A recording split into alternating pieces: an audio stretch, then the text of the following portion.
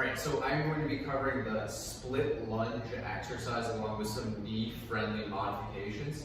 So for the split lunge, I'm going to hold dumbbells at both sides. You could also hold a single dumbbell up here like this, but we're going to hold them at the side. In this case, the split lunge is simply this. It's going down and then straight back up. If you want a more knee-friendly variation of this, what we'll do is we'll take a smaller step back, and instead of going straight down, we're actually going to lean forward a little bit, okay? So this is going to be a lot more knee-friendly. We're focusing on not letting the knee travel too far forwards, okay? So we're down here just like this.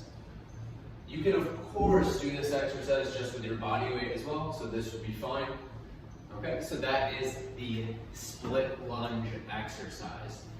The next exercise we're going to be doing is a dumbbell Romanian deadlift. So we're going to hold both dumbbells at our sides. Again, you can actually hold one right in the middle, just like this, when you do the exercise. That would be fine.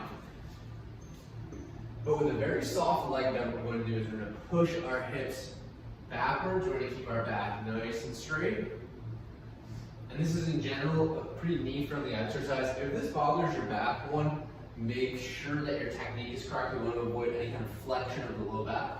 Make sure your back is nice and straight. And from there, we really want to make sure that we're finishing up with our hips, squeezing our butt at the end. So that's the dumbbell Romanian. Next, we're going to do dumbbell shrugs. This one's pretty straightforward. All you're going to do is need to have a dumbbell in each hand. And what you're going to do is you're going to shrug up, bringing your shoulders closer to your ears. Okay, so from the side, it looks like this. Shrugging up, bringing your shoulders closer to your ears. So that's the dumbbell shrug. The next exercise you're going to do is the dumbbell bent over row. So for this, what we're going to do is we're going to push our hips back, just like how we had in that Romanian deadlift position, and we're going to row in just like this.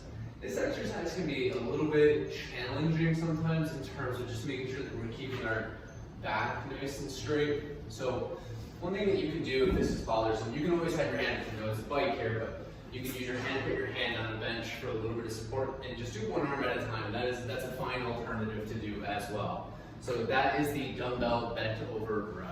The next exercise we're going to do is the Arnold press. So for the Arnold press, what we're going to do, you can be seated for this, you can be standing, either one is fine. We're going to start out with our palms facing in like this. Actually, I'm going to take a knee just so you can see everything, but our palms are facing in just like this. And from here, we're just pressing over our head and rotating. Just like this. So palms face in. When we press up, we start rotating our palms so that they face forward. Go back down so that our palms are facing in. Okay, when you do this exercise, be sure to keep your back nice and straight. If this one bothers your shoulder, just reach out to the care team and we can give you a modification for it, okay? All right, next exercise is going to be a supinated lat pull down. So for this, it's going to be similar to the lat pull down you did in the earlier day, except your hands are going to be, palms are going to be facing in like this.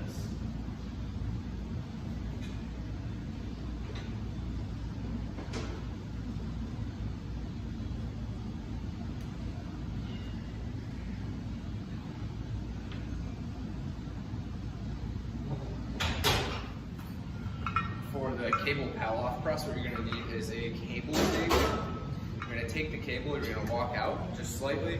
All we're going to do is press straight out, and what you're going to do is you're going to go 10 reps, try not to let your body come inwards like this. We're going to go 10 reps, press straight out, and then what you're going to do is you're going to flip over to the other side. I'm just going to narrate over this one. It was a little loud in the gym. So this is going to be the seated hamstring curl. So you might need to make some adjustments on this machine in order to get your legs in the proper way.